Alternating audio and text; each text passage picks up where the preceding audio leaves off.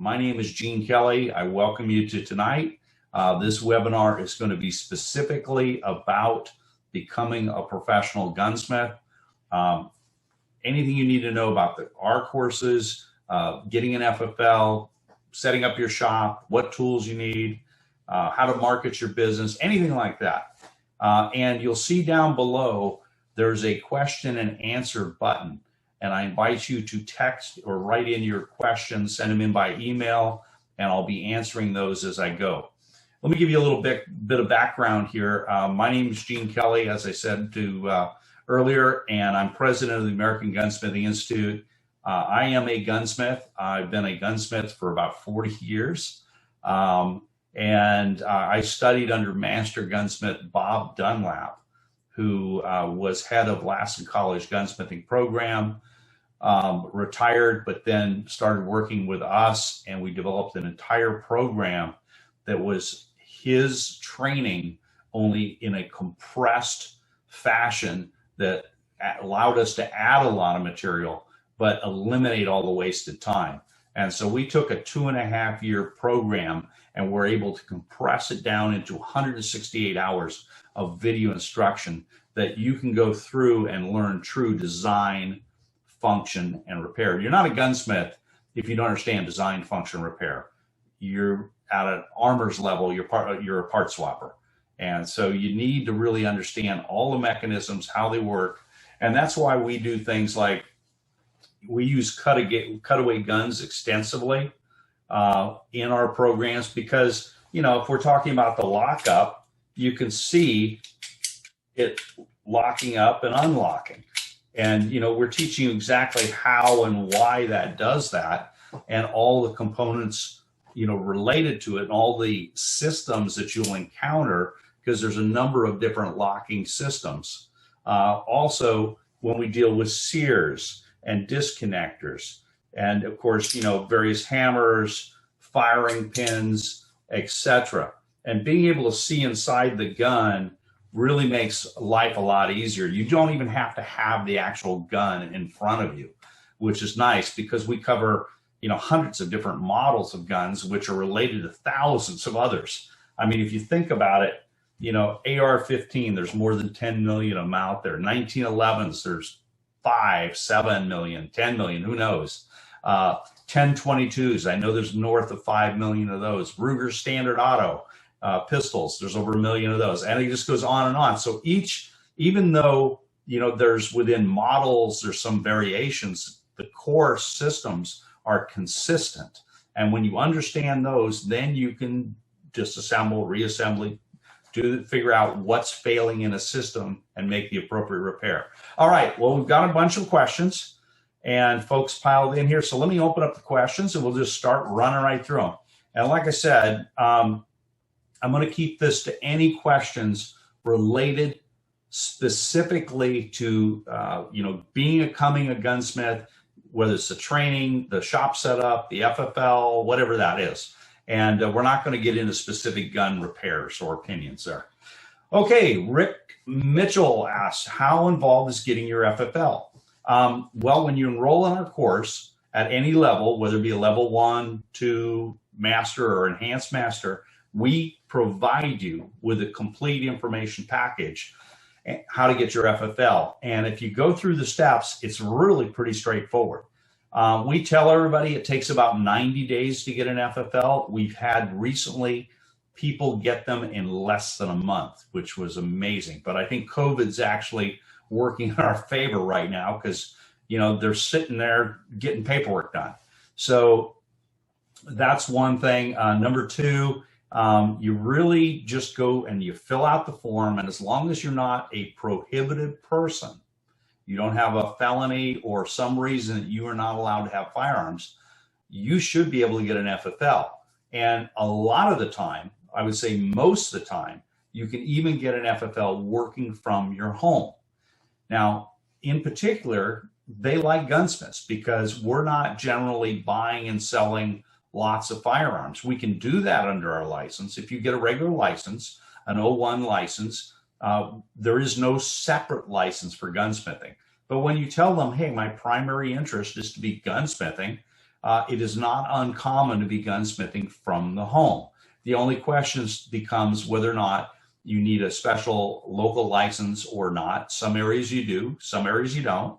And some of those will restrict the number of people coming to your home, and which is not a big deal because you want to limit the number of people anyway. And a lot of our gunsmiths even do work a route where they're picking up guns from dealers and so on. So anyway, it's not that involved. We walk it through it step by step. We've even done a series of webinar videos like this to walk you through the process, and working with our expert who's literally helped thousands of people get their FFL. We've answered your questions for our students.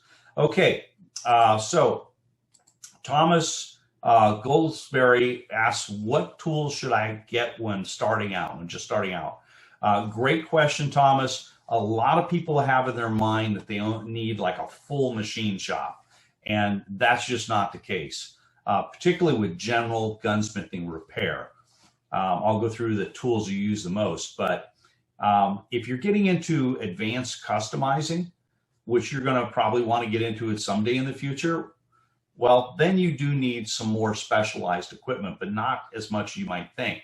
But just getting started doing general maintenance and repairs, what you need is a good set of gunsmithing screwdrivers, gunsmithing pin punches, a couple of different hammer weights. So you're going to want like a 4-ounce, an 8-ounce, and a 2-ounce ball peen hammer.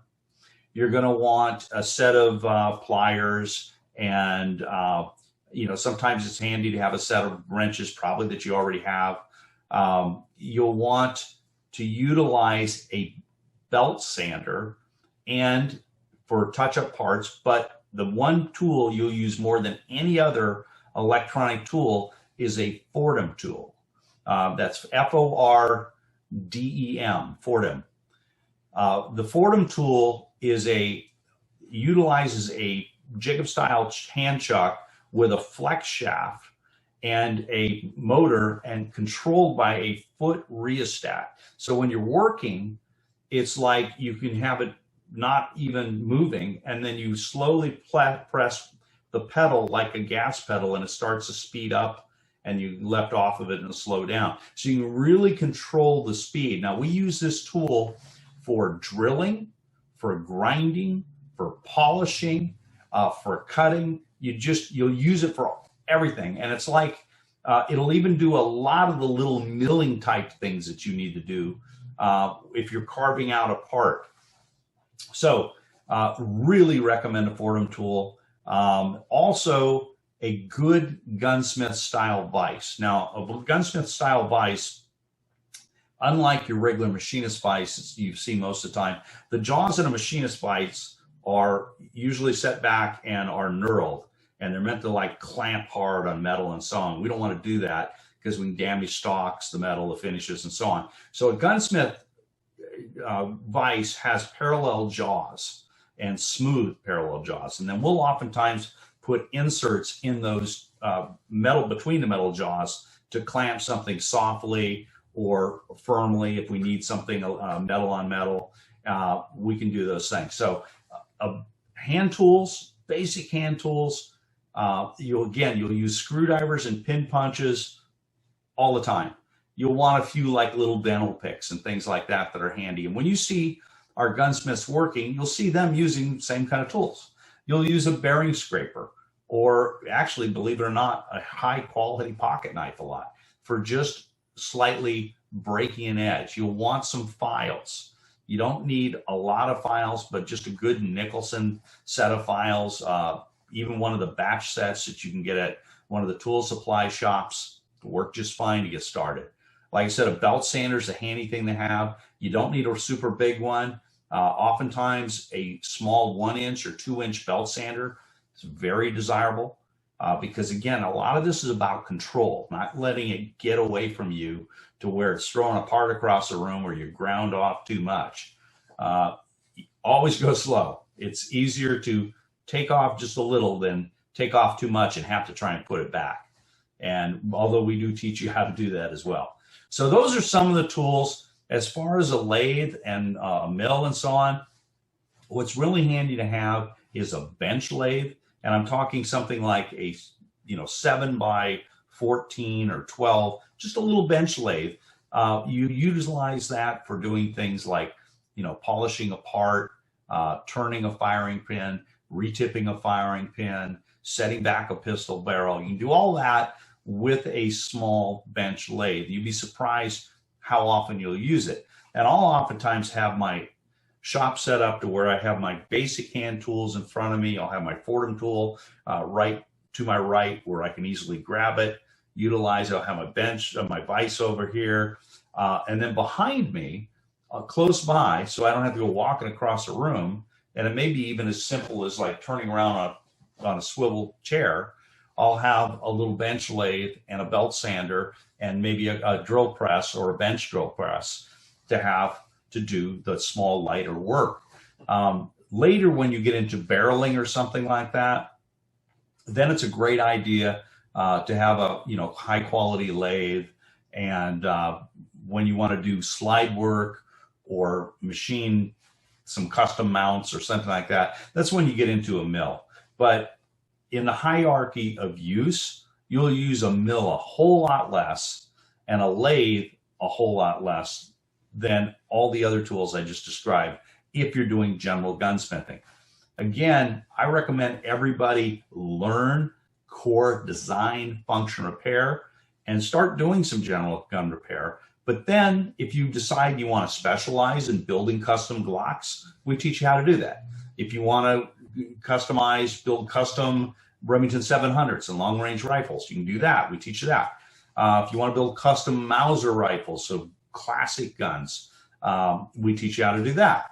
If you want to build custom 1911s, we've got a course on that. So we have these additional customizing courses for you, but learn the core material, because what I don't want to see, and I have seen, particularly with gunsmiths that graduated from some other school, and even some of the brand name ones, the big fancy campus ones, the guns look beautiful. They just didn't work because they didn't understand the mechanics of them. So you really need to understand the design, function, repair. And again, if you guys missed it, that's why we teach using, cutaway guns such as this one, because it just all becomes so crystal clear as we are showing you various things. And then, the cameras zoom in so tight that what you couldn't see in the first row of a classroom is filling your TV or your video monitor screen. Okay. Chase says, I'm deaf and I have no idea what you're talking about, I am a little hearing challenged myself, but I don't know how to sign or do anything like that. So I do apologize.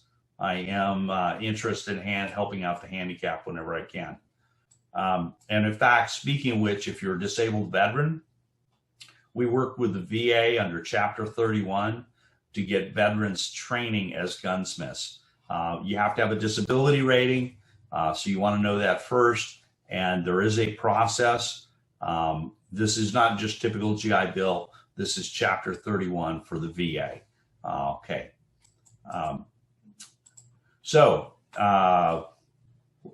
Somebody says, hi, Gene, great to see you. And they've got the initials there. Good to see, well, good to have you here. I can't see it. But Rick Mitchell's also asking, what is the best type and cost of a vise for a garage smithing, gunsmithing rookie? Well, they're not that expensive, Rick. In fact, probably between 50 and 100 bucks, you can buy what we call a Versa vise. Versa vise is a brand name. There are other ones that are not that brand, but they're the same vise, direct copy. Midway has one. Brownells has them. You can find them, I believe, probably at Harbor Freight. But again, you're looking for a Versa vise style. You can look them up online. They have parallel smooth jaws. And again, less than 100 bucks. And that's the same, that Versa vise, same vise I'm going to be used as a professional gunsmith. So you don't have to scrimp. You can get the real deal. Derek says, good afternoon, Gene. I've been here before. My wife is hesitant about starting her own business. I bought your book and I'm trying to start your program via Voc Rehab. Okay, great, Derek. Those of you that don't have it, you might want to make a note. I wrote a book, Becoming a American Gunsmith, and you can find it at gunsmithingbook.com. So you go to www.gunsmithingbook.com and you get that there. You can get a discount. It's retail $14.95. You can get it there for $5, and you'll get enough information out of that to at least start you on the path. You know, this is for your wife, Derek, and I don't know if she's sitting there listening to this, but I would encourage you both to look into all the benefits of having a small business in America. It is one of the last really good opportunities because there's so many things, especially a home-based business, that you can legally deduct as expenses that you're probably going to do anyway. And I mean, that's your sample guns that are used for demonstration purposes, stuff you build up. It's your tools. It's your and I'm just going to talk in general here. Everybody's situation could be different. I'm not an attorney, blah, blah, blah. Okay, you get it? All right. Anyway, your internet, your phone, your truck or car, travel. You go to the SHOT Show. You want to go to Vegas for a week, you know, possibly some hunting, your gun club membership, some ammo. You know, it just goes on and on and on about the different things that you can legally deduct. And as I say, this is a big secret in America. There's a thing called pre-tax dollars and post-tax dollars. Most people who get a paycheck are having to go ahead and buy the things they want with post-tax dollars. Tax has already been taken out. So if you had $100 and you got a 30% tax, you know, level, and it looks like it's going to get worse from here, you know, you've only got 70 cents on the dollar that you get to decide where it goes. Uncle Sam already took 30% from you, or your local state or whatever. But if you spend that same dollar before tax inside a business and it's legally deductible, you're at least getting to control 100 cents on that dollar. And I mean, it extends to things like healthcare for through your business. If you don't have medical, I mean, it goes on and on, guys. You know, you still have to earn it though, right? People say, you know, I hope great, you get write-offs. Well, you do get write-offs, but you still have to earn money before you can write it off. And as a part-time business or full-time business, retirement business, gunsmithing is a good thing because it's low overhead. You don't have a big capital investment like you do. You know, you go get into a franchise, and let's say you want to get into a sandwich shop. A lot of those start at like $125,000 to $250,000, and that's just to buy the franchise. That doesn't include renting the space, outfitting everything, and so on. So, and you know, virtually there's like no franchise I can think of that's as inexpensive as training yourself to be a gunsmith and the $1,000 or $2,000 worth of tools you'll need to get started. Okay. And also, we do have training on how to set up your business. It's part of our business success package and some of the additional things that we've done. So there you go. Derek, I hope you can convince the wife that this is worth giving a try. Jess says, I live near Rochester, Minnesota, and wondering what classrooms are nearby for the in-shop portions of the programs. Okay, Jess, well, they're not nearby. We do 99% via video and via Zoom because everybody can work at their own pace with the video. We know that our instructors deliver the right information every time and do it consistently. And on video, they'll repeat it as many times as you want to hit rewind. So you have the ability to study the areas you need to study in as deep of context as you need. And in a classroom, and I went through the classroom route. I did 2.5 years at Lansing College, and then I got hired by Bob to work for him. And then I went on to work in some other gun shops. And then I started my own manufacturing company, and eventually, as part of filling the need I saw in the huge gap and waste of time that typical classrooms have, because I mean, you're going to the speed of the slowest person in the class. You're limited access to the instructor and different pieces of equipment or whatever. There's a heck of a lot of wasted time. They're busy telling jokes and doing things that aren't on like task.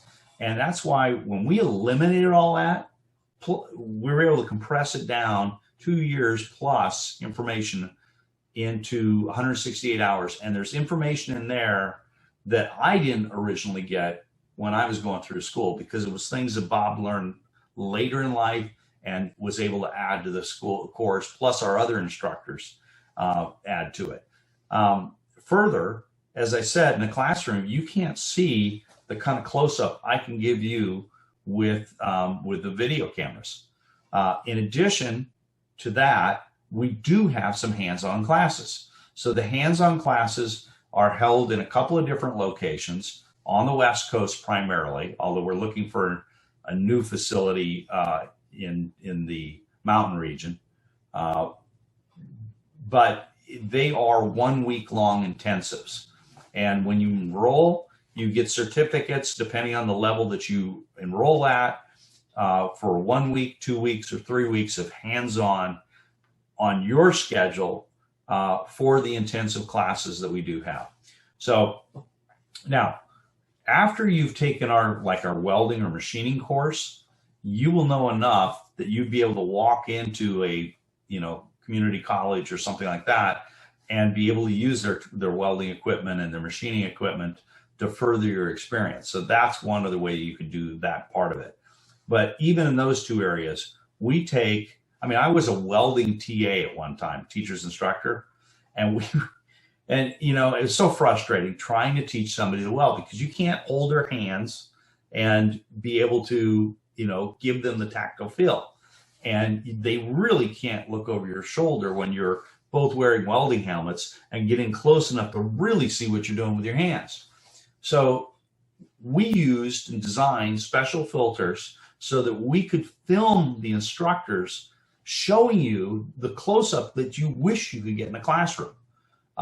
And you're seeing the movement of the molten puddle. You're seeing the filler rod come in. You're understanding what you need to teach your hands to do. And I've had people tell me that after watching it, they jumped up. They'd never been able to weld successfully before, and they were able to start producing professional looking welds, because for the first time, they really understand what they were doing. And with that welding course, we go not only through gas, but we also do production welding, MIG and TIG. Well, MIG, stick, and then TIG, we go even deeper into using it for gunsmithing, because TIG welding is a great tool. And in fact, for most of you guys, I'd rather you get, after you got a little bench lathe and the other hand tools we talked about, the Fordham, the hand tools, the Vise, the belt sander, little bench drill press, after you have those things, which we're not talking a lot of money on, the next tool I'd probably have you get, before getting a larger barreling lathe, I'd have you get a TIG machine. And we show you how to do TIG welding for gunsmithing. Because the beauty of TIG is you can control the heat and put the material right where you want it. And then you can dress it down and then reheat treat it. So anyway, that's the issue there. Derek would appreciate coverage of easy and quick income while training. Okay. One of the things that you can do that we have is we work with Infante, and we created a system for marketing and upselling professional cleaning jobs using an ultrasonic system. And you can get that system as an add-on.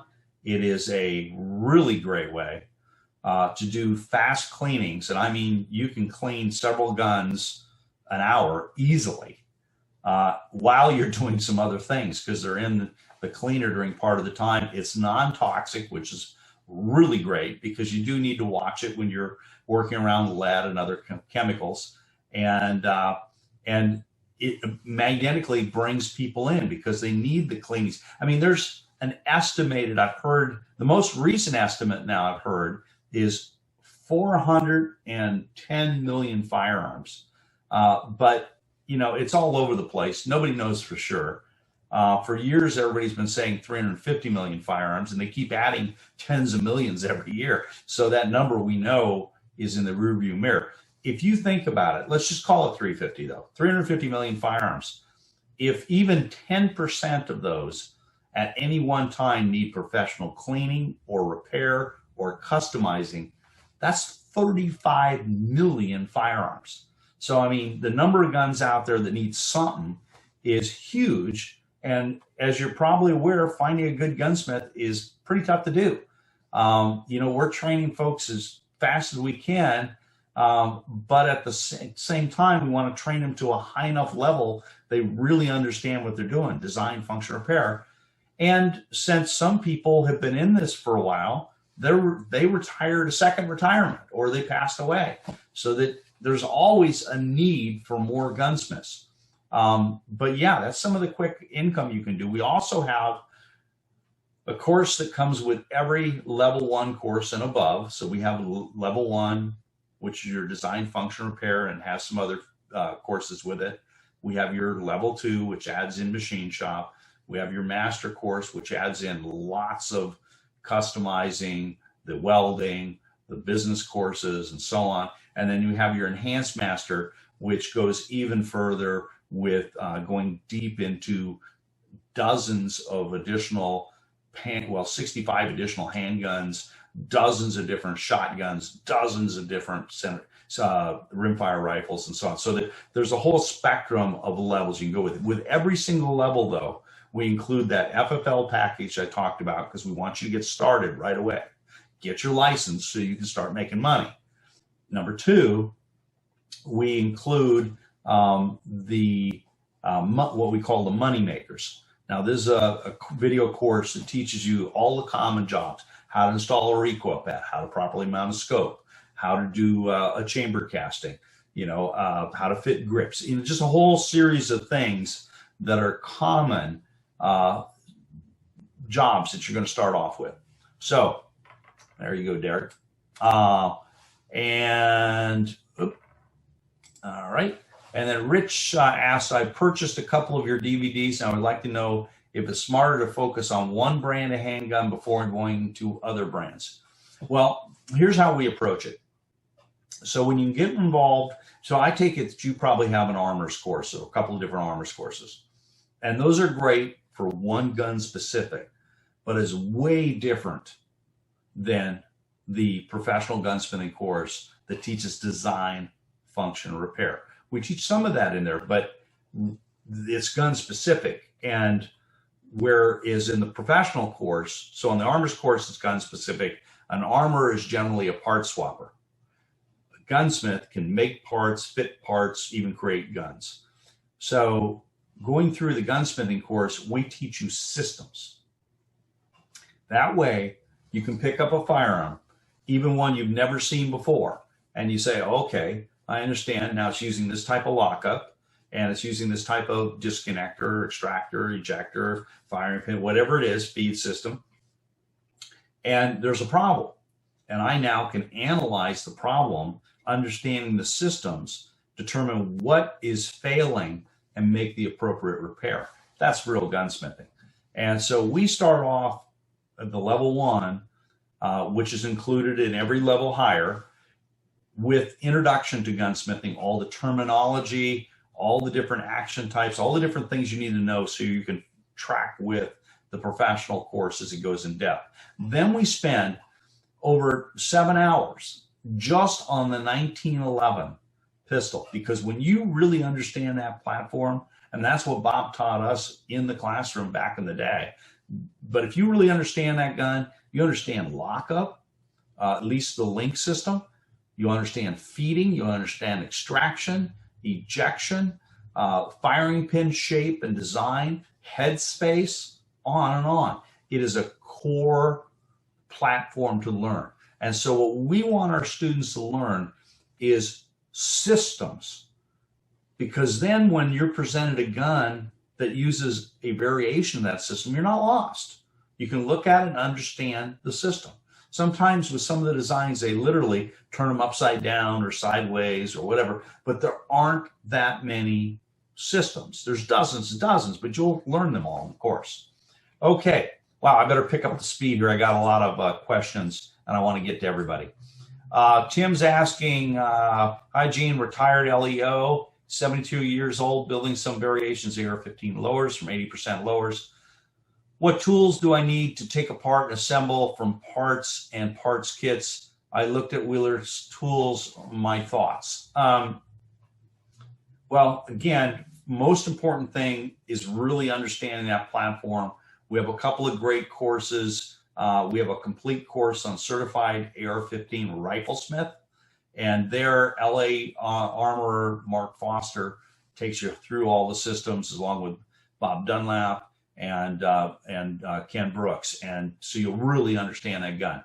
He goes through the tools in there that he thinks are the best.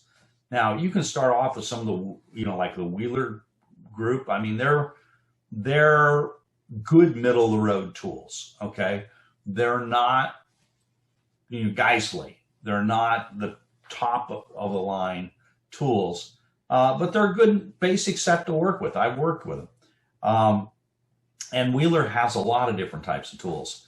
But I would really, when you're getting deeper into this, I'd really consider, looking at that course and listening to the advice Mark has. And with that, any of those certified specialty courses, 1911, AR-15, Glocksmiths, we have also a student spiral bound note manual that comes with it. It lists all the tools and things there too. One little word of caution, if you're building those guns from 80%ers, I'm presuming that it's just for yourself, and that's cool. But if you do ever start to get into where you're buying and selling, you're going to need to look into a manufacturer's license. And there's a couple of ways to keep yourself out of any taxation as a gunsmith if you're building ARs, and that is to have a customer buy a strip lower from you, take it away, literally take possession of it, and then for him to pay for the parts and take possession of those. And then if he brings them to you to do the assembly work and the fitting work, you can legally do that, and it's just straight gunsmithing. You're not manufacturing at that moment. But if you put together, take a strip lower and a parts kit, and you put it together and you put it on the rack and you sell that, ATF's going to be looking for tax money from that. Okay? So I would avoid that. Unless you get a manufacturer's license, and then you can get in that game. Phil says, hello, my name's Phil. I'm a veteran with a VA rating. I'm having my meeting with the educational counselor coming this Tuesday. Is there any info that you can give me to be prepared? I'm interested in the Enhanced Master course. Thank you. I believe you probably have already talked to Sherry, our specialist here at AGI. If you haven't, make sure you reach out to her. You can call the 1-800-797-0867. And this goes for anybody. You can call and talk to a student advisor there. But Sherry's our VA specialist. And the main thing is they're going to be looking at, your disability rating, but also, do you have a lot of other options? I mean, if you've got, if you're a cybersecurity specialist and people are trying to hand you hundreds of thousands of dollars a year, they're probably not going to fund you becoming a gunsmith. But if you've been working in something that's maybe hard on your body, and gunsmithing is pretty easy on your body, you might have a better chance. So again, reach out to Sherry, but you do want to have the right story and right situation. But starting and having your VA, your disability rating is a great place to start. Anonymous, if smithing from place of residence, do you advise to create an LLC keep business separate from residence. Should one carry insurance just in case something goes bad? Yeah, Anonymous, I'm an advocate for separating your personal assets from your business assets. It's not hard to do. You can create a corporation, a C corporation, an S corporation, an LLC, and I talk about all those in our business success package that comes with like the master and above. But, you know, just it depends upon, you know, where you are personally. If you don't have a pile of assets, you know, then it's probably less of an issue. Gunsmiths very rarely get sued. Our gunsmithing students, I've never heard of one getting sued. Now, that doesn't mean you shouldn't go without insurance. There are a number of different companies that do offer insurance in this industry, and we provide you a list of them and so on. It's not expensive, you know, $100 a month, less. You know, it really depends on how big your business is and what have you. But I do think it is a good idea for many people to separate their business from their personal. You don't have to necessarily do it right away, though, either. I didn't. I was a sole proprietor for a lot of years, and then I moved to a corporation when I started to develop assets and wanted to protect myself. 40 years building guns, gunsmithing, never been sued. So, you know, main thing is do it right. Understand what you're doing. What's scary is when people are putting parts on or changing things and they think they know what they're doing, but they're not quite sure 100%. And that's scary because you can create a unsafe condition, and we do not want that. Okay. Peter is asking, what tools do I need? I kind of went through tools early. Whoops, sorry guys, I keep bumping that. But I'll run through them real quick because some people may have not heard that. You need just basic hand tools, so gunsmithing screwdrivers, and we even teach you how to grind your own gunsmithing screwdrivers because you want a parallel blade and want it to fit the screws really well. But we actually have those available for you as well. The screwdrivers, the pin punches, there are, you want a couple different weight ball peen hammers, you know, from a 2 ounce, 4 ounce, 8 ounce, you'll use those the most. I use a 4 ounce almost 100% of the time. But you do want occasionally both the lighter and the heavier. You know, other common tools, you know, a rubber mallet is handy to have, dental picks, pliers, a belt sander, but a Fordham tool, and I talked about this earlier, a Fordham, F-O-R-D-E-M tool. It's a power tool that you control with a foot rheostat, and so you can really control the speed, and you can drill and grind and cut with those. It's really the tool you'll use the most. You need a good parallel gun jaw gunsmithing vise, and way down the road would be a lathe, barreling lathe, and or a mill, but that's not for everybody. A small bench lathe is great, and a TIG machine when you can afford it, and they're $800 to $1,000 for what you need, is really a great tool. Okay, and we list the tools available for you. I mean that you can get, and we even have a tool package for the basics. It's not something, you know, we're just basically passing that along at cost. Scott Kramer, how old do you have to be to get started?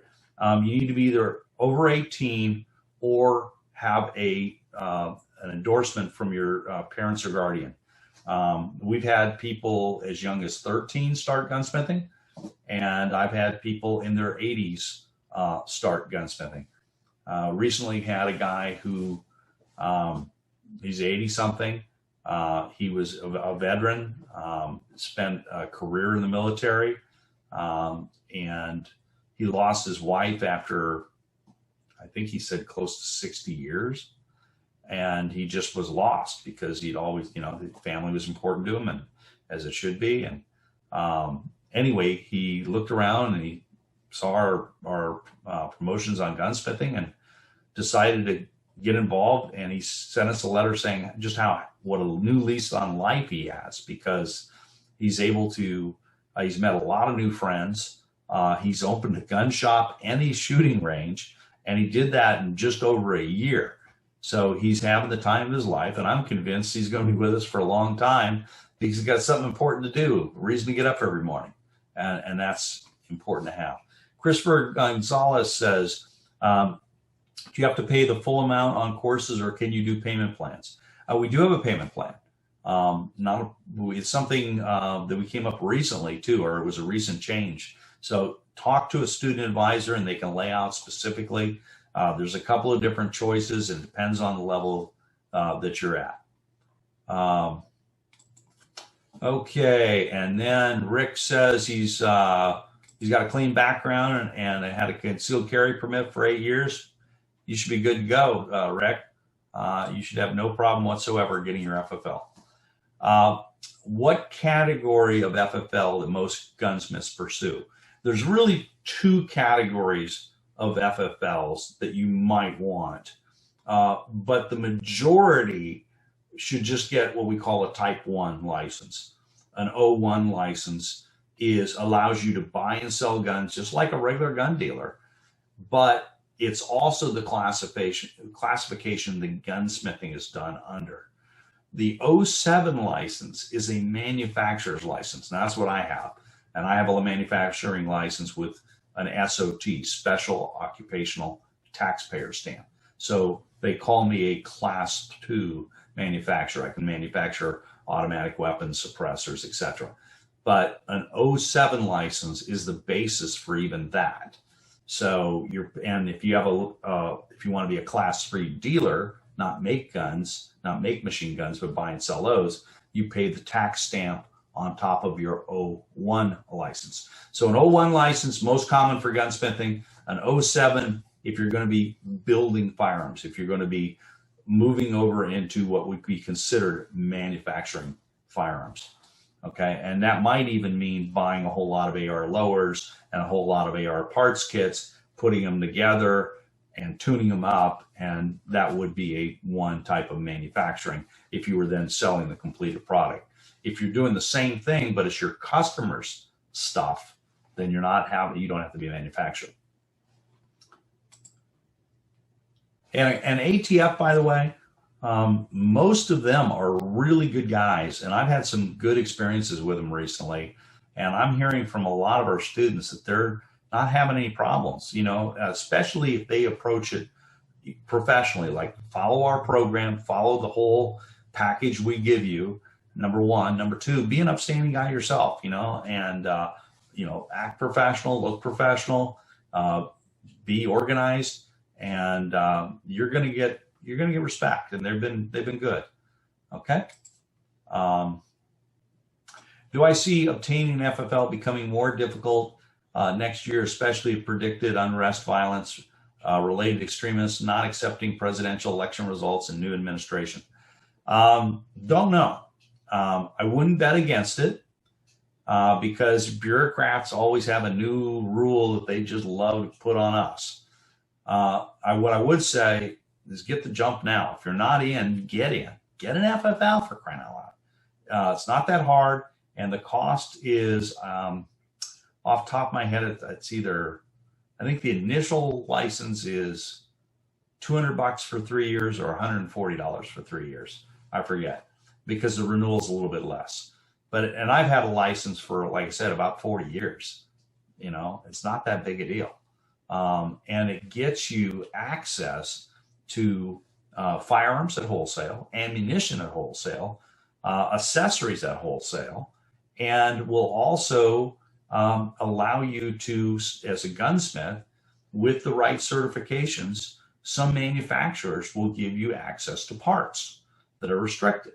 So yeah, big advantage. I'd do it, and I'd do it now, because if you're in the game, you're going to be a whole lot better off than if you're not in the game. Okay.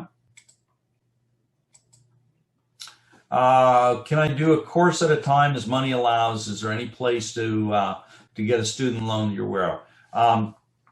We don't have a place to go get a student loan.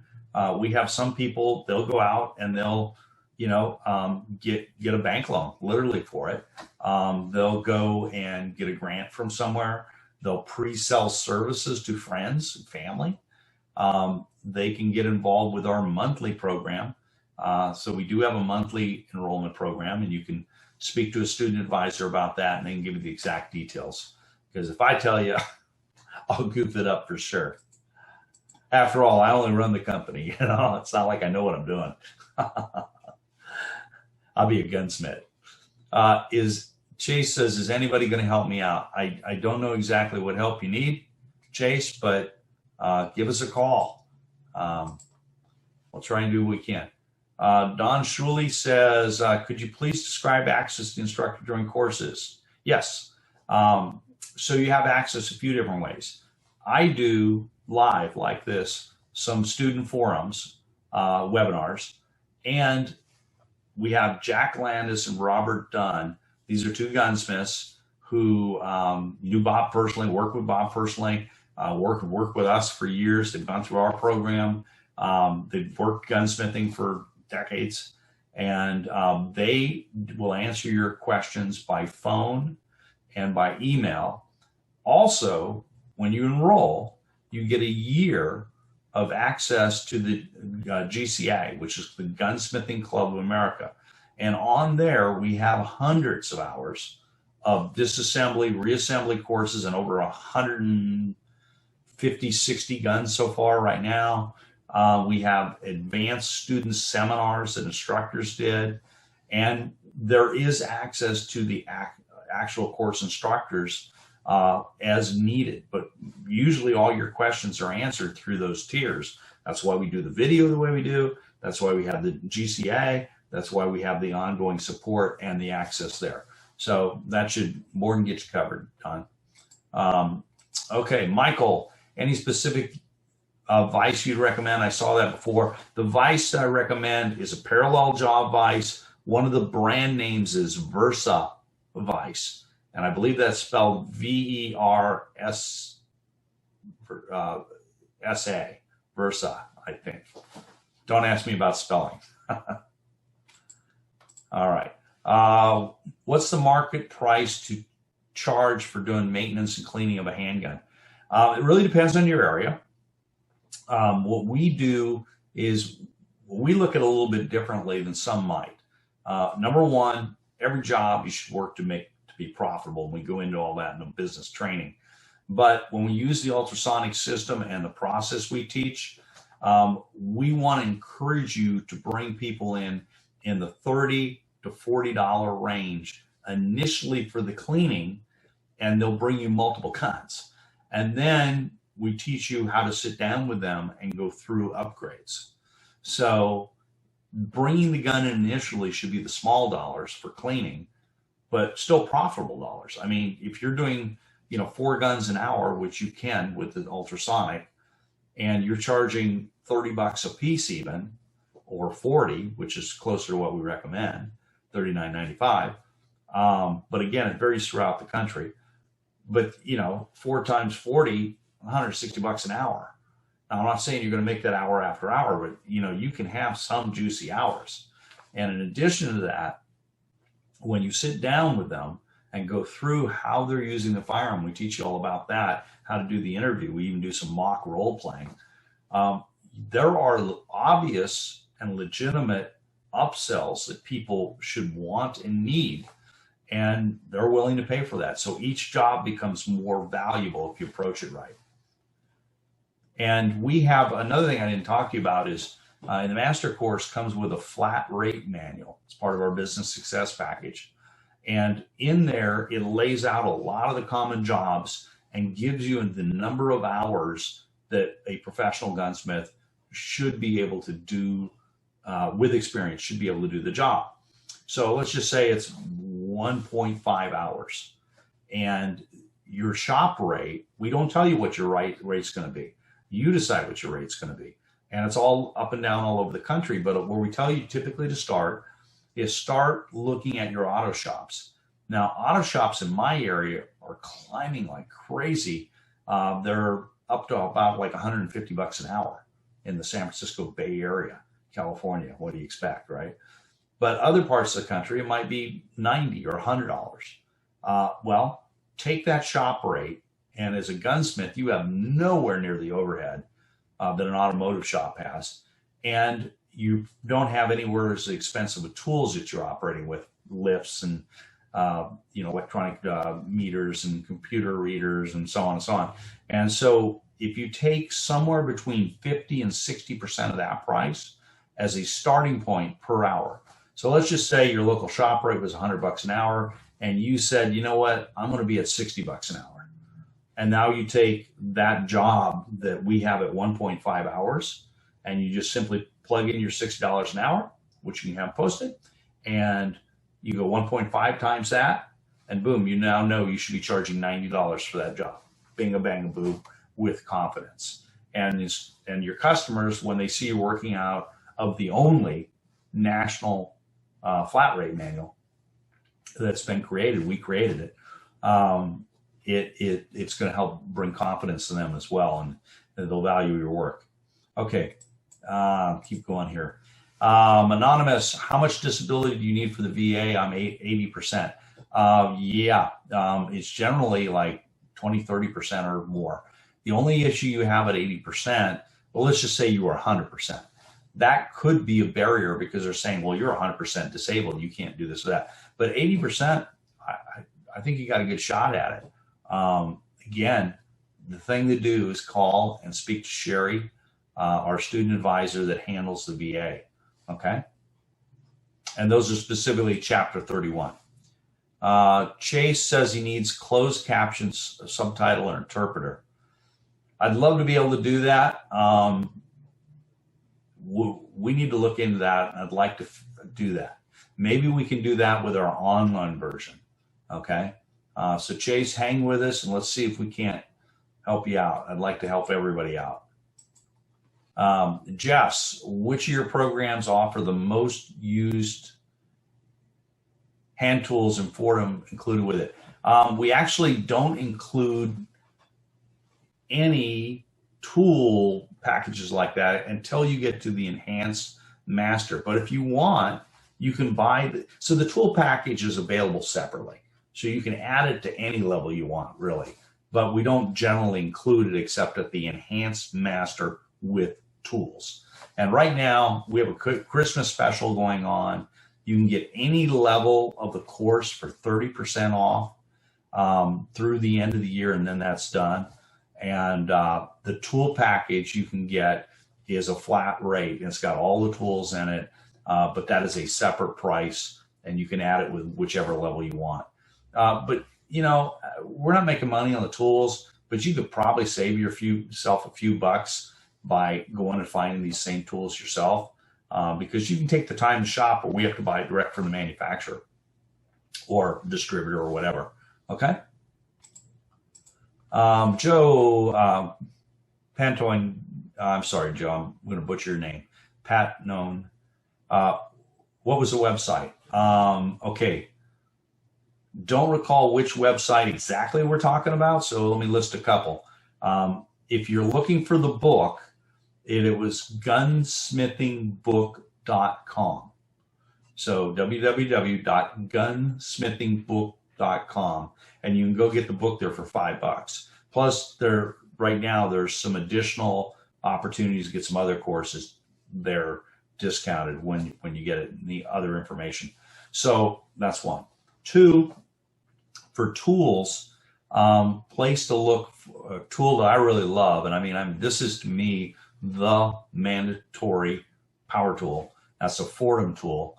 I don't know their exact website, but you can Google them, FORDEM, and Fordham tool. And we do have them as well, and we do include them with our tool packages we sell. Oh, and Joe answered my question right below that for the book. Got it. There you go. All righty. Zach, as someone who does not have a great deal of experience with gun repair, at what point during your course would you recommend attempting hands-on application of the teachings? Also, is trying to get a non-working weapons for practice feasible? I've had trouble in the past finding the latter. Yes and yes. Okay. So basically you can start applying what you're learning almost immediately. I mean, particularly if you're working on your own guns initially, worst thing you can do is damage something. I mean, that sounds like, but pretty soon you realize, wow, I can fix this. And in fact, one other thing we offer, and this is big, if you are working on a customer's gun and you get in over your head, we have gunsmiths that will fix it for you, and you'll pay for it, but it'll be reasonable, and they'll tell you what they did. And that way you can take on jobs with total confidence. But when you go through the training and understand what you're doing, you're not going to need that. I mean, it's so seldom that anybody ever uses that, but it's good to know it's there to bail you out. So start working on some of your guns right away. It's also great to buy some kit guns. Like, let's say you buy a 1911 frame and you buy a bag of 1911 parts. And there's Sarco and some of the other companies out there have exactly that. And it's a build-it-yourself kit. And I'm not even talking about an 80%er here. I'm talking about a legitimate, registered frame and a bag of parts, although you could do an 80% kit too.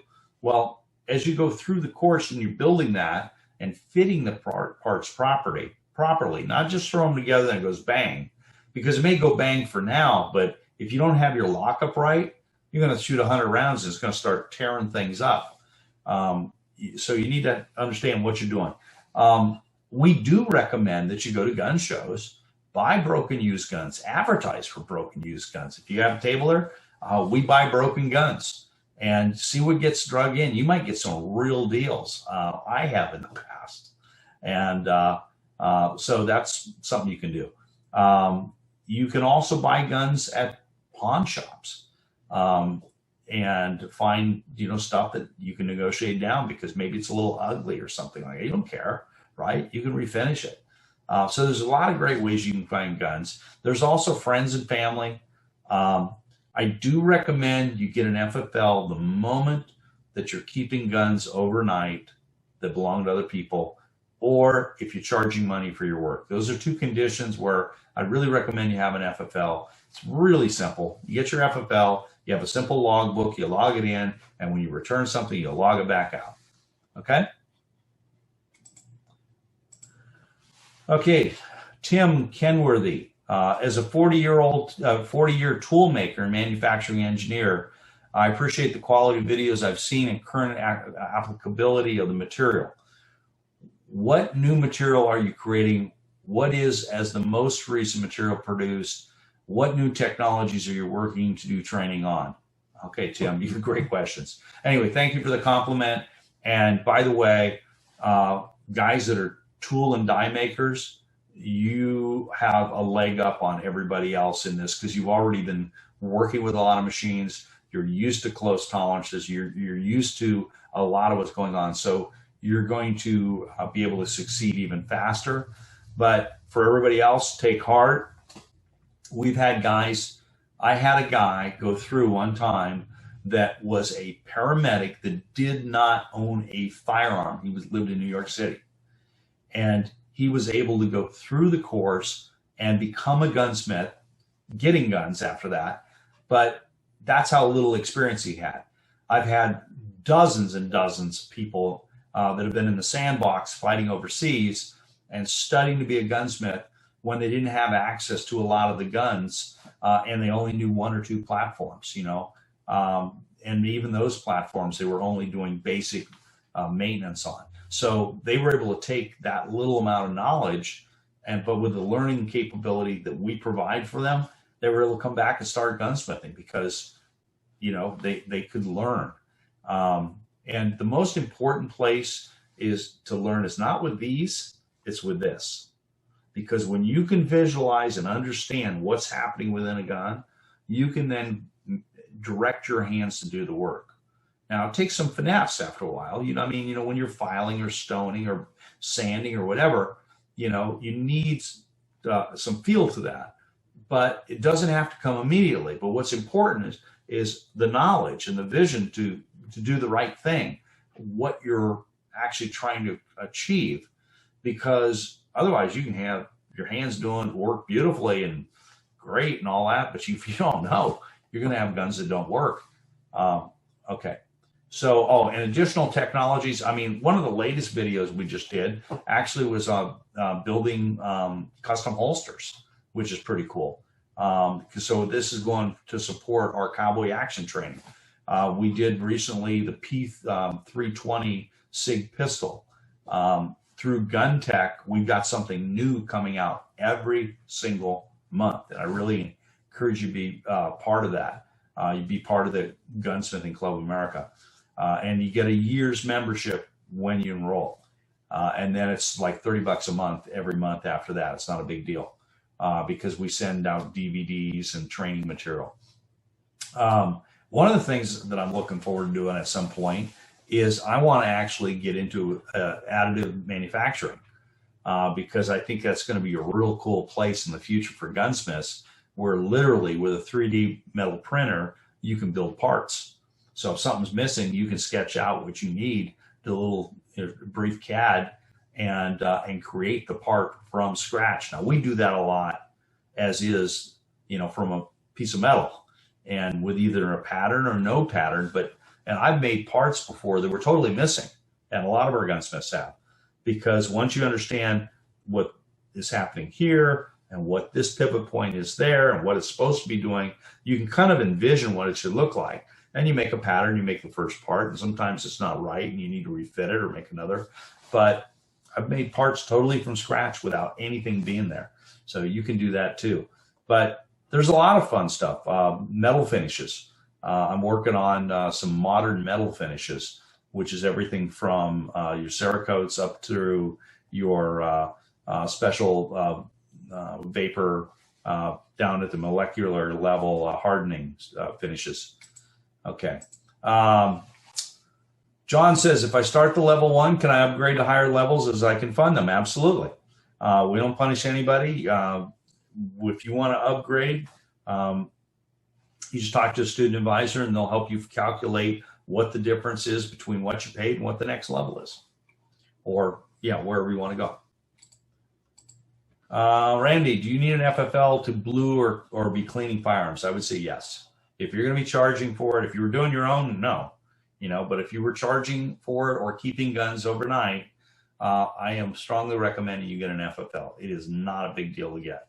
And as I said, it puts you in business, which being in business has many advantages. Derek asks, have you noticed in this climate a change in the industry? I know there's lots of equipment that's being harder to acquire. Well, I mean, I think it's obvious to everybody that any guns or ammo or magazines that aren't bolted down are heading out the door. People are buying stuff. Those are your future customers.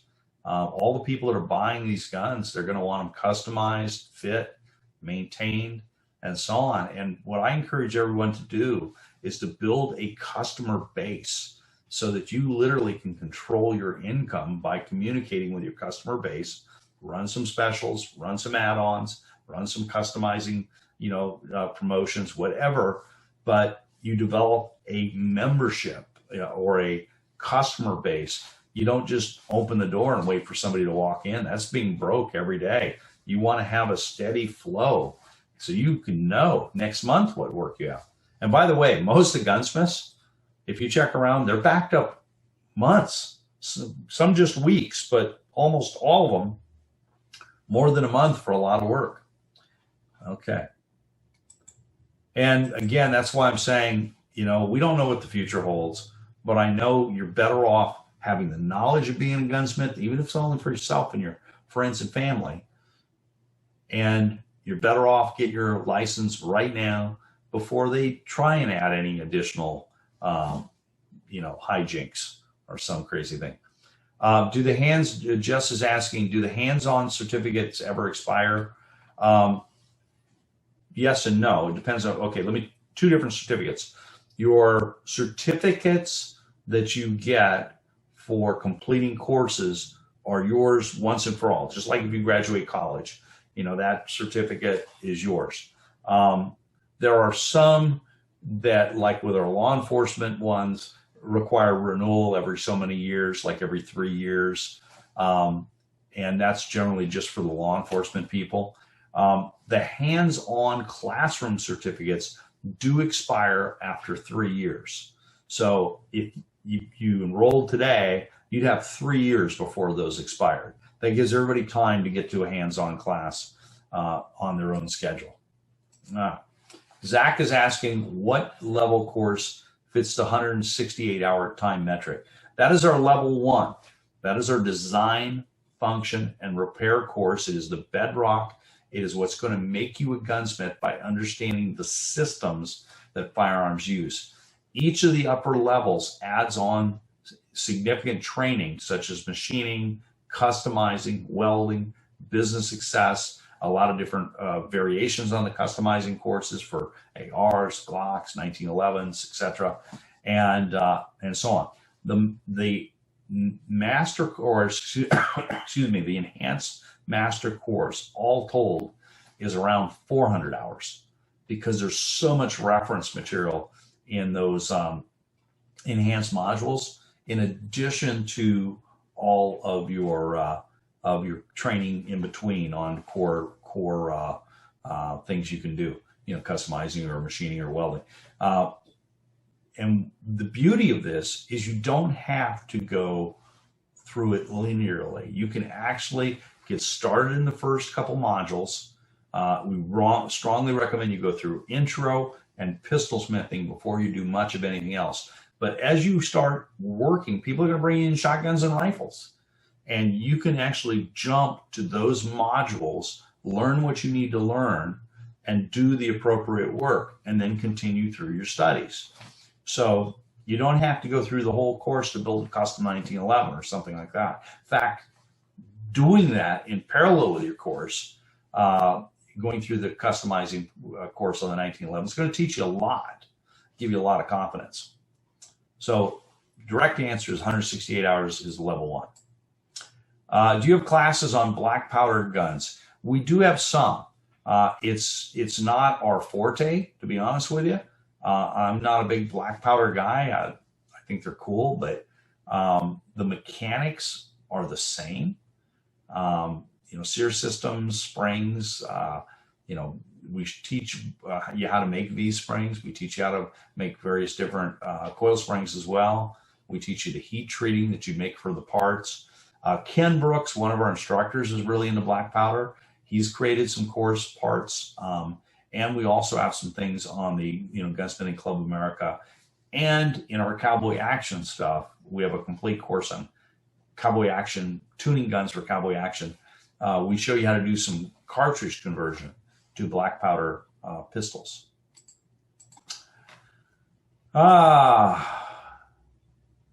Michael says my Fordham is spelled differently than what you're saying. You know what, Michael, you're probably right. I'm a terrible speller. Okay.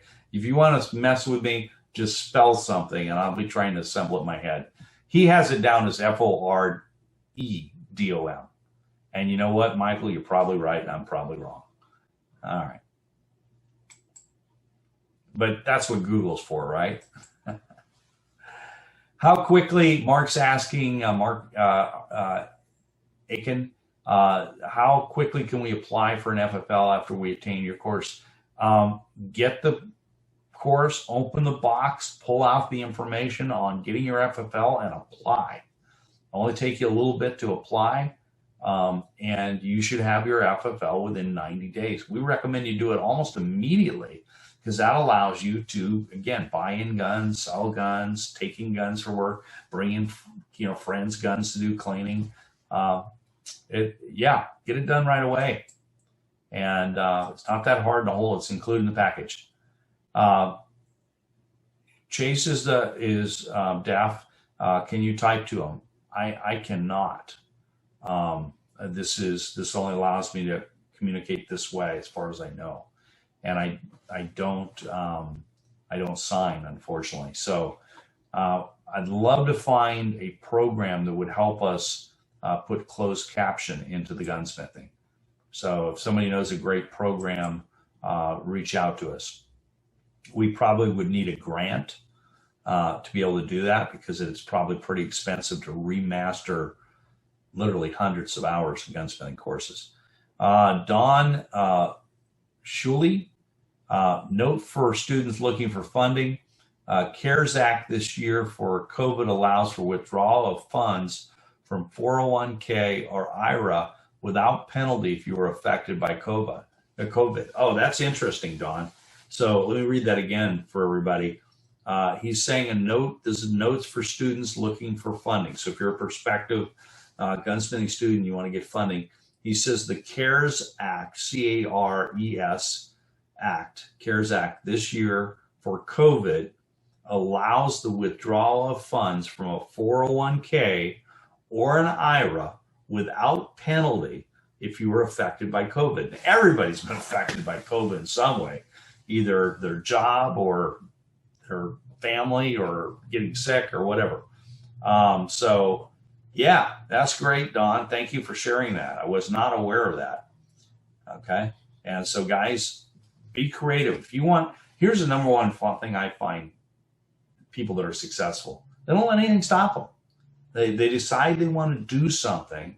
And if they hit a wall one way, you know, they either go through the wall, under the wall, or over the wall, or go 90 degrees and figure out a way around the wall. But I mean, you got to just keep going and decide what you want and then go for it. We can provide you the training we have for thousands of people. You need to provide the drive and the desire, and then we'll give you the rest. We've got the training. Okay. Way to go, Don. Thank you. Jess is saying, do you have to be a gunsmith to get an FFL, or could a general citizen apply for that before starting or completing a gunsmithing course? I think I've answered this, but let me say it again. They're independent of each other. You can go through the gunsmithing course if you want and not get an FFL, but it'll be more difficult for you in that you can't, you know, buy and sell guns at wholesale. You can't bring in guns from people that are paying you and keep them overnight. You need an FFL for that. But you don't have to be a gunsmith to get an FFL. Anybody can apply for an FFL as long as you're not a prohibited person, meaning you're a felon or someone that has a disqualifying misdemeanor or something on a restraining order or something that would stop you from being able to buy a regular gun. If you can buy a regular gun, then you should be able to get an FFL. And then the only issue is from where are you operating your FFL, and that just has to be legal. And in many areas, you can operate a business out of your home. And if you can operate a business out of your home, you can generally operate a gunsmithing business out of your home. Okay. All right. Rick is saying, these questions, your answers have been really helpful. Thank you, Rick. Good job. I'm 73 and frankly don't know how long I'll be able to pursue gunsmithing. A long time, I hope. Having said this, what segment or course or kit would you recommend for me? Thank you for this. Well, I recommend the level 1 because that's the design, function, repair. That's the gunsmithing. That's what you need to know. And like I said, we've had guys start, you know, a decade older than you are. And I believe being busy and having something for your mind to puzzle through and learn is part of what keeps you young. And then the relationships that you'll get, especially fun relationships with gun guys and gals, extends your life as well, because there's a reason, you know, to get up in the morning. So yeah, level 1 is a great place for you to start, and then you can go into various customizing if you like, or advanced levels, up to you. Okay, Marshall White, how many different systems do you teach and how are they divided? Marshall, I've never sat down and counted all the different systems. I will tell you that for how they're divided up is generally within handguns, and then shotguns, rimfires, and centerfire rifles. Now, within handguns, you know, just in auto pistols, you have link systems, like a 1911. You have cam systems like this in the Browning High Power. You have different types of cam systems. It's like on the Glock. You have straight blowback, where you do not have a locking system because it's a lower pressure cartridge. There's a lot of different variations just in lockup. And then you have various feeding systems, sear systems, firing pin shapes, extractor styles, ejector shapes and styles, but they follow certain rules. And that's what we teach you, is not only the system, but the rules that they should follow. For an example, an extractor has to always extract. And that sounds logical, but you'd be surprised, you know, the ones that don't. And it also needs to hold that empty cartridge case up on the bolt face long enough for the ejector to hit it and for it to therefore eject. So the extraction and ejector are connected that way. And then within shotguns, oh my gosh, okay, you got pump shotguns, you got lever action shotguns, you got bolt action shotguns, you've got side by side, you got over and under, you got just single shots. You have auto shotguns, and within auto shotguns, you've got long recoil, such as the Browning A5. You got short recoil. You have inertia operated. You have gas operated, and so on. So there's a lot. But as you learn these things, again, you'll start to pick up guns and realize, oh, that's what's going on here. Okay. All right, I'm going to try and burn through the rest of these questions because we've been at it for a while. Michael said, could take months to get fingerprinting for FFL, so good to get started on this ASAP. Yeah, it really depends locally, but most things are happening pretty fast. Like I said, the record I've heard so far was 23 days to get their FFL. Blew me away. But plan on 3 months, and you won't be disappointed, because they're supposed to, by law, notify you within 3 months. Okay. Tim says, can we see preview of some of the newer material? I only ask because there's no dates in any of the material and begs the question of how active the company is. You mentioned a couple examples earlier. Well, here's the thing. A 1911 is a 1911 is a 1911.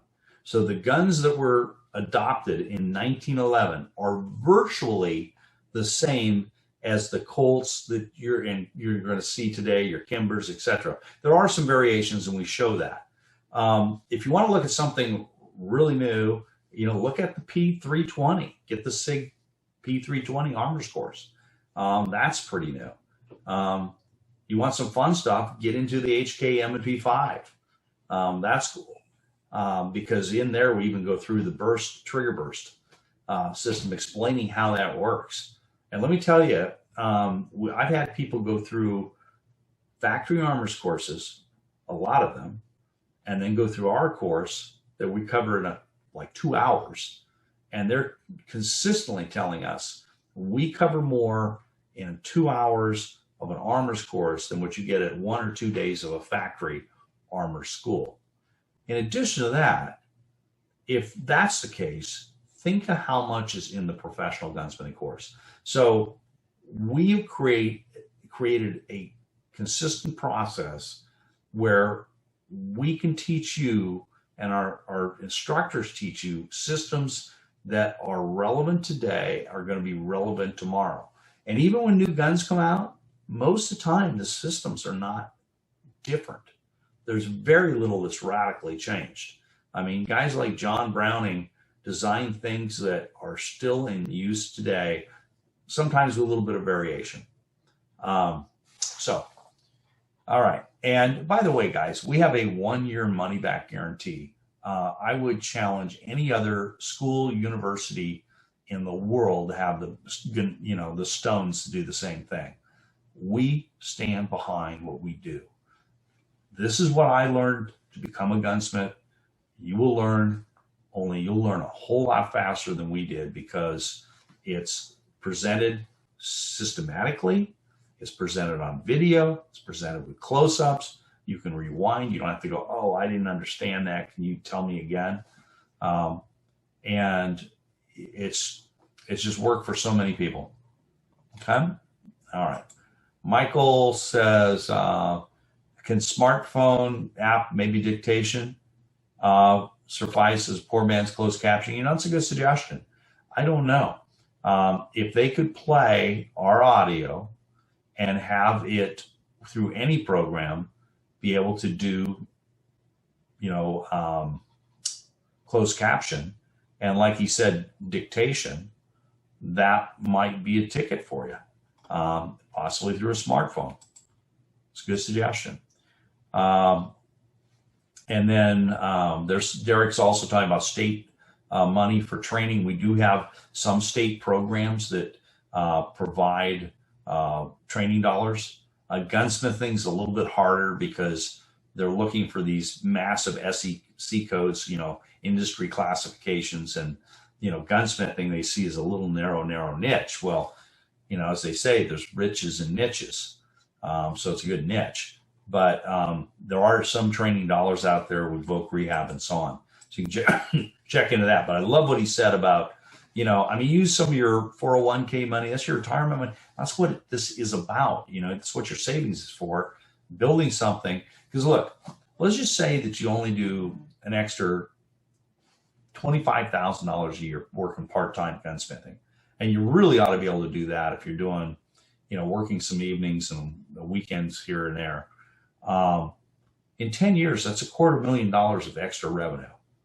And if you're smart about it and you're doing a lot of it as expenses that you would legitimately have but benefit you, that can stretch those dollars even more.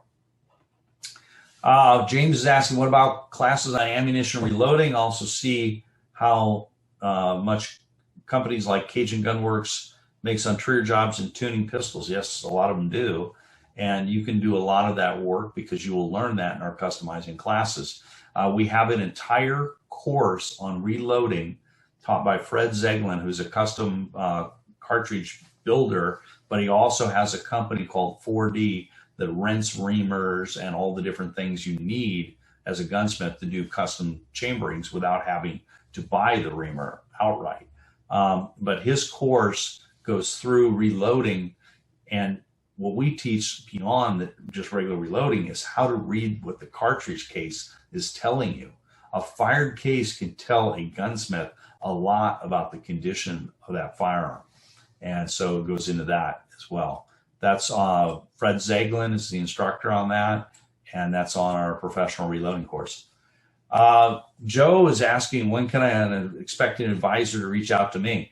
Well, they probably have tried to reach out to you. Let me give you the 800 number again, 1-800-797-0867.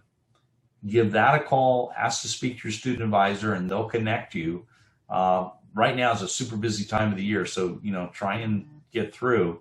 And we can also do something by email if you need to. So, but they should be able to give you an email for a student advisor as well. So please reach out, Joe. And then we'll get back to you back and forth. We need to know you're interested. Jess, if one was to complete the level 1 course and decide to expand their knowledge for other courses, are there discounts, and some of the information has already been purchased through earlier courses? Yeah, we don't replicate the things. If you already own the level 1 and you want to move up to master, you're only paying for the things that are different between the level 1 and the master course, and you're only paying the price that's the difference. Okay. Zach is asking, Zach Wright, does any portion of your course teach repacking expended brass? I think you're talking reloading here. So the answer is yes. Part of the introduction to professional gunsmithing goes through ballistics, but the real course that goes deep into reloading is our professional reloading, our certified reloading course. So that's what you should look for. Marshall White says, thank you for taking this time with us. Very informative. Thank you, Marshall. And Don says the certified reloading course was fantastic. Finished that earlier this year. Thank you, Don. And it is fantastic. And then last couple here, I think we'll be wrapping it up. Jess is saying, oh, thank you so much for this time. It's been truly helpful, greatly appreciated, encouraging. Great. Hey, hope you join us as a gunsmith. It's a great fraternity. Become a member of the Gunsmithing Club of America, and we're here for you guys. And we've been here for 26, going on 27 years now. So I'm getting some other thank yous. SRC says thanks, and Jess and Greg Ben-Namati. And again, I apologize to everybody I butcher their names. And Mark's thank you. Thomas, thank you. Thank you guys for all your positive feedback. Greg says he's interested in level 2. How do I go about completing the metal shop, or any requirements dealing with metal fabrication or larger tools that I don't currently have? Well, as I said earlier, you don't need a lot of those tools for general gunsmithing. If you go through the machining course, that'll benefit you even when you're working on your benchtop lathe. We go through general machine shop tools in that too. So a lot of your support tools we show you how to properly use. And then later, when you're ready for them, when you expand your business, then you can get into a lathe or a mill. And literally, after taking the course on machining, you'll be able to walk up to a lathe, know what you're looking at, even though Daryl gives you advice on buying even a used lathe, what to look for, what to watch out for, same on a mill. You'll be able to walk up those machines and know what you're doing. It'll take some learning curve, but you're going to have an idea of what everything is, how it works, how to set it up, and go about making your first cuts. And it's, like everything, a little scary at first, but very rewarding when you get through it. Man, all these guys are thanking me. I thank you for spending your time here. Kabola, again, I'm sorry, guys. James, thanks. Zach, anyway, great guys. I thank all of you right back. And if you like, we'll put this recording up.